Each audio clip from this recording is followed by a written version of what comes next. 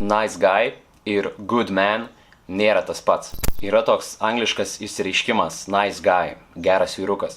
Tačiau pilnai lietuviškai paaiškinti yra ganėtinai sudėtinga, todėl reikia truputėlį paaiškinimo. Žodis nice anglų kalboje buvo vartojamas norint paminėti kvailą, lėkštą, neišmanėlį.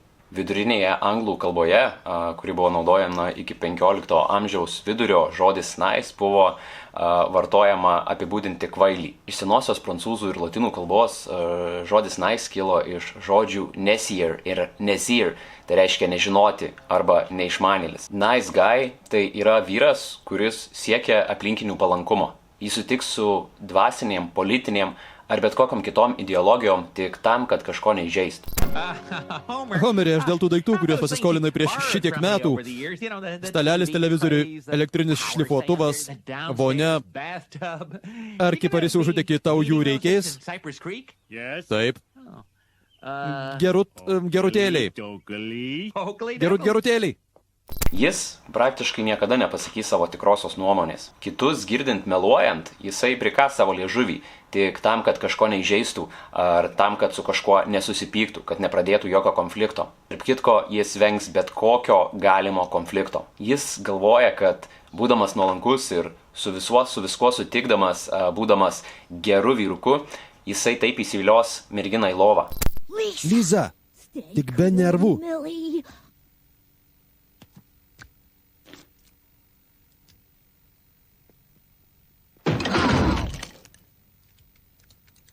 Labas, Liza. Ar gerai praleidai vasarą? Bjauru, kad rytoj reikia grįžti į tą kvailą mokyklą, ar ne? Aš mokyklą mėgstu. Aš irgi. Mes turime tiek bendro. Ko čia styro tas plaukų kuokštas? Jei tau nepatinka, tai ir nestyros. Nori? Ne. Jis neturi stuburo ir jis negali pasakyti žodžio ne. Jis bando save įtikinti, kad būdamas geras, malonus ir paslaugus, jis visą tai daro dėl to, kad jisai yra geras žmogus ir kad jam patinka tai daryti. Tačiau visa tai yra tik tai fasadas, kaukė, kurią jisai yra užsidėjęs ir meluoja pats savo. Jis yra pastumdėlis, kuris guodžiasi, kaip jam yra sunku, tačiau nieko dėl to nedaro. Panelė Hoover, ši barzda man sukelia niežulį. Malūne, tu pasakysi tik vieną eilutę ir tave nušaus. Eik į sceną. Jis neturi ribų, jis maksimaliai tolerantiškas. Net jeigu ir nesutinka su tuo, kas jam yra sakoma ar daroma, jis vis tiek tai toleruoja.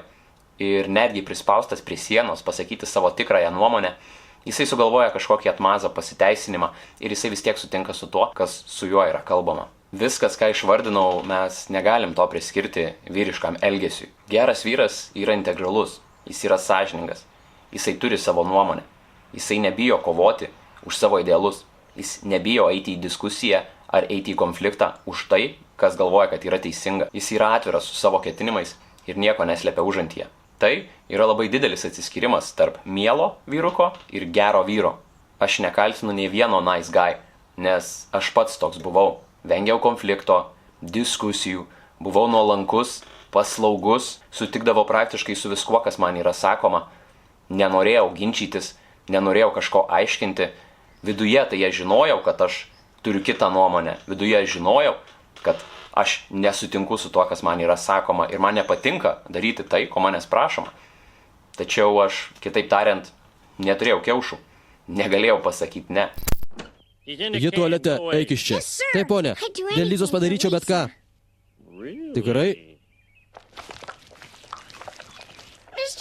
Pone Simpsonai, dervos dūmai erzina mane. Ką darysi? Geras vyrukas yra mūsų matriarchinės visuomenės produktas, kada jaunas berniukas nuo pat mažų dienų yra mokamas būti paslaugus, geras, išauklėtas, neįsišokinėti, daryti tai, ko yra jo prašoma. Ir darydamas tai, būdamas toks, kokiu nori kiti, kad jis būtų, jis bus apdovanotas. Ar tai pagirom, ar tai kažkokiais daiktais, ar tai kažkokia, nežinau, pagarba ar kažkuo kitu. Yra toks angliškas posakis, nice guys finish last. Geri vyrukai finišuoja paskutiniai. Ir tai yra visiška tiesa. Geras vyrukas, malonus vyrukas, jis finišuoja paskutinis. Finišuoja paskutinis karjeroje, santykiuose, gyvenime, praktiškai visur kitur. Rekomenduoju paskaityti knygą Roberto Gloverio Nustok būti mielas vyrukas. Rekomenduoju dėl to, nes jinai yra parašyta lietuvių kalba ir Nežinau, lietuvių kalba tikriausiai nerasi nemokamą internete, tačiau angliškai tiek audio knygą, tiek PDF knygą tu rasi nemokamai. Iš esmės šitas autorius ir sugalvojo terminą nice guy, nes jis pats toks buvo ir nesuprato, kodėl jo santykiai, jo karjera ir praktiškai viskas, kas vyksta pas jį gyvenime, nesiklosto tai, kaip jisai norėtų. Nustok sutikti su viskuo, kas tau yra sakoma. Turėk savo nuomonę ir nebijok jos reikšti. Nebėk nuo diskusijos, nuo konflikto. Nebūk paslaugus ar mielas, jeigu to nenori daryti. Pastovėk už save ir už savo idealus. Galbūt tu neįtiksi visiems. Garantuotai, kad neįtiksi visiems. Bet tu sulauksi pagarbos. To, ko kiekvienas vyras trokšta. Baigta.